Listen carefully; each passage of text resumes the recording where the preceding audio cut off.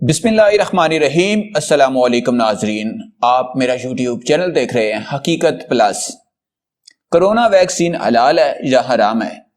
مسلمانوں کے ویکسین سے متعلق تحفظات سامنے آ گئے۔ کرونا ویکسین میں پورک یا خنزیر کا گوشت ملا ہونے کا شک۔ فائزر، موڈرینا اور آسٹرازینیکا نے پورک سے پاک ہونے کا دعویٰ کر دیا۔ ویڈیو کی تفصیل میں جانے سے پہلے آپ سے گزارش ہے کہ اس ویڈیو کو لائک کریں اور چینل کو سبسکرائب کر کے بیل کے نشان کو دبا دیں۔ ایک طرف دنیا بھر کی دوا ساز کمپنیاں کرونا ویکسین کی تیاری اور اقوام ان کی خریداری کی دوڑ میں پیش ہیں، وہیں کچھ مسلم معاشروں میں ویکسین کے لیے سور کی مصنوعات کے استعمال پر اس کے حلال اور حرام ہونے پر بحث جاری ہے۔ رواں برس اکتوبر میں انڈونیشیا کے سفارتکاروں اور علماء پر مشتمل ایک وفد چین پہنچا تھا۔ سفارتکاروں کا مقصد انڈونیشیا کے شہریوں کے لیے کرونا ویکسین کی خریداری کے سودے کو حتمی شکل دینا تھا، لیکن وفد میں شامل علماء کا مقصد کچھ اور ہی تھا، یعنی اس بات کو یقینی بنانا کہ چین میں تیار ہونے والی یہ ویکسین حلال یا اسلامی قانون کے مطابق قابل استعمال ہے یا نہیں۔ ایک طرف دنیا بھر کی دوا ساز کمپنیاں کرونا ویکسین کی تیاری اور اقوام ان کی خریداری کی دوڑ میں پیش ہیں، وہیں کچھ مسلم معاشروں میں ویکسین کے لیے سور کی مصنوعات کے استعمال پر اس کے حلال اور حرام ہونے پر بحث جاری ہے۔ سور کے گوشت سے حاصل شدہ چربی کو بڑے پیمانے پر سٹیبلائزر کے طور پر استعمال کیا جاتا ہے تاکہ یہ یقینی بنایا جا سکے کہ ذخیرہ کرنے اور نقل و حمل کے دوران ویکسین محفوظ اور مؤثر رہے۔ کچھ کمپنیاں پورک فری ویکسین تیار کرنے کے لیے برسوں سے کام کر رہی ہیں، جن میں سوئس دوا ساز کمپنی نوارٹس شامل ہے، جس نے گردن توڑ بخار کی سور سے پاک ویکسین تیار کی ہے، جبکہ سعودی عرب اور ملائیشیا میں قائم دوا ساز کمپنی ایج فارما اس وقت اپنی ایک ویکسین پر کام کر رہی ہے۔ لیکن برٹش اسلامک میڈیکل ایسوسی ایشن کے جنرل سیکرٹری ڈاکٹر سلمان وقار کے مطابق سپلائی کی موجودہ چینز، لاگت اور ویکسینز کے کم عرصے مؤثر رہنے کی خصوصیت کا مطلب یہ ہے کہ سور کے اجزاء کا استعمال سالوں تک اکثر ویکسینز میں جاری رہے گا۔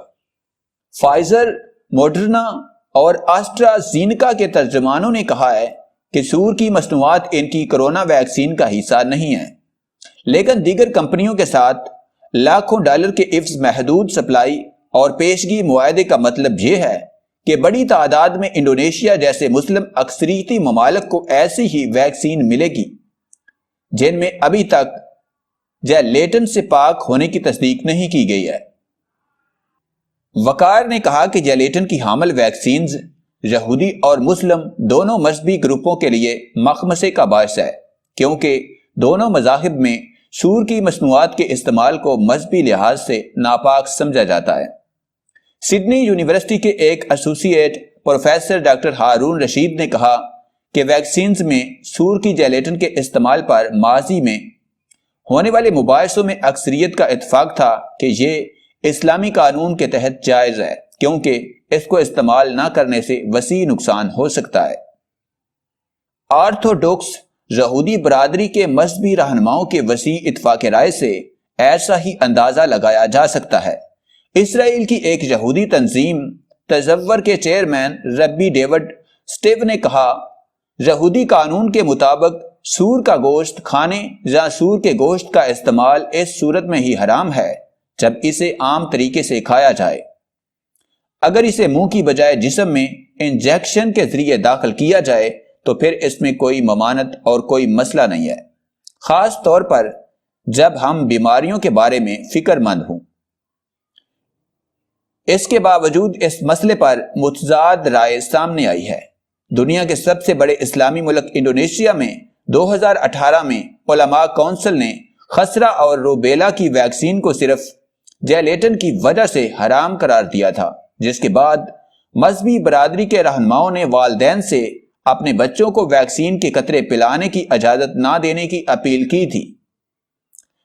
Health care group research partnership کی ڈائریکٹر ریچل ہاور کہتی ہیں کہ اس کے بعد ملک میں خسرہ کے کیسز میں ہوش ربا اضافہ ہوا اور انڈونیشیا دنیا میں خسرہ سے متاثر ہونے والا تیسرا سب سے بڑا ملک بن گیا۔ ہاورڈ نے کہا کہ بعد میں مسلم علماء کی جانب سے ایک حکم نامہ جاری کیا گیا جس میں کہا گیا کہ یہ ویکسین لینا جائز ہے، لیکن ثقافتی ممانعت کے باعث ویکسینیشن کی شرح اب بھی کم ہے۔ حکومتوں نے اس مسئلے کو حل کرنے کے لیے اقدامات اٹھائے ہیں۔ ملائیشیا میں سخت قوانین نافذ کیے گئے ہیں اور ویکسین سے انکار کرنے والے والدین کو قید اور جرمانے کی سزائیں دی گئی۔ پاکستان میں بھی والدین کو پولیو سے بچاؤ کے قطرے پلانے سے انکار کرنے پر جیل بھیجا جا سکتا ہے، لیکن رشید کا کہنا ہے کہ مذہبی برادریوں کی جانب سے دنیا بھر میں ویکسین کی مخالفت اور غلط فہمی پھیلانے سے روکنے کے لیے کمیونٹی کی شمولیت ضروری ہے۔ انہوں نے کہا کہ اگر حکومتوں اور صحت کی دیکھ بھال کرنے والے کارکنوں کی طرف سے کمیونٹی کی مضبوطی کے لیے کام نہ کیا گیا تو یہ تباہ کن ہو سکتا ہے۔ انڈونیشیا میں حکومت پہلے ہی کہہ چکی ہے کہ وہ کرونا ویکسین کے حصول اور تصدیق کے عمل میں مسلمان عالم دین کو شامل کرے گی۔